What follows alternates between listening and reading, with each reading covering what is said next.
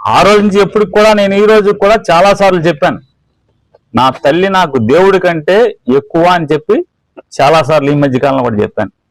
ఏ కారణాలు మా కోసం తను ఎంత గాయపడ్డా పిల్లల కోసం బతికింది కాబట్టి, మమ్మల్ని చూసుకుని బతికింది కాబట్టి, మమ్మల్ని పెంచడానికి బతికింది కాబట్టి మేము ఈ రోజుకి అదే చెప్పాం. అలా జరుగుతున్న క్రమంలో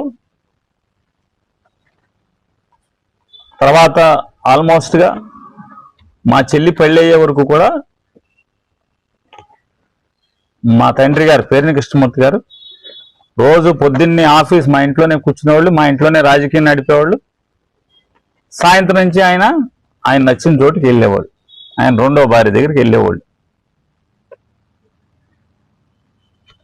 ఈ క్రమం మా చెల్లి పెళ్ళి అయిన తర్వాత ఆటోమేటిక్గా ఆయన రోజు రావటం అనేది మానుకున్నారు. అప్పుడప్పుడు వస్తున్నారు.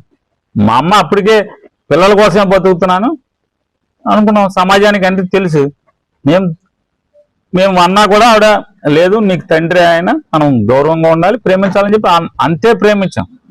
చనిపోయేంత వరకు కూడా కనీసం ఆయన ముందు ఏనాడు కూర్చుని కూడా ఎరగను నేను. నిలబడి ఉంటాం తప్పితే కూర్చుని కూడా ఎరగను నేను. రవీంద్ర గారు మీరేదో మాట్లాడుతున్నారు కదా, నిలబడి ఉండటమే.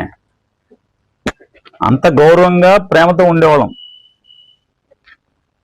ఆయన ఏనాడు మమ్మల్ని అయితే నిర్లక్ష్యం చేయాల. మా చదువులో కానీ లేదా మమ్మల్ని చూడటంలో కానీ, మా ఆలనా పాలనా కనిపెట్టుకోవటంలో ఏ రోజు మమ్మల్ని నిర్లక్ష్యం చేయాల. మా కుటుంబాన్ని లేదా మా సిస్టర్, మా చెల్లిని కానీ, నన్ను కానీ, మన కానీ పట్టించుకోవటంలో ఎప్పుడు నిర్లక్ష్యం చేయాల.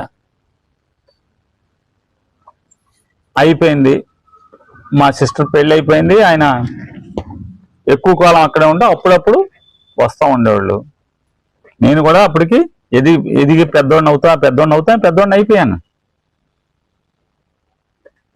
ఇంకా నేను మా నాన్నగారిని అంటే 8వ క్లాస్ 9వ క్లాసులోనే మా నాన్నగారిని దిండేసి చంపడానికి రాజకీయం కోసం ప్రయత్నం చేశానా? చెప్పండి రవి గారు.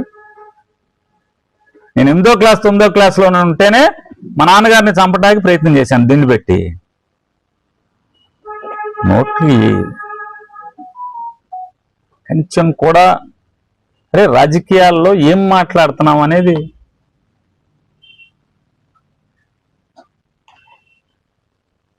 నా కర్మ. ఈ విధంగా నా కర్మ కంటే కూడా దేవుడు నాకు రాసిన కర్మ ఇది. నేను రాజకీయాలు మానుతానంటే కొడుక్కి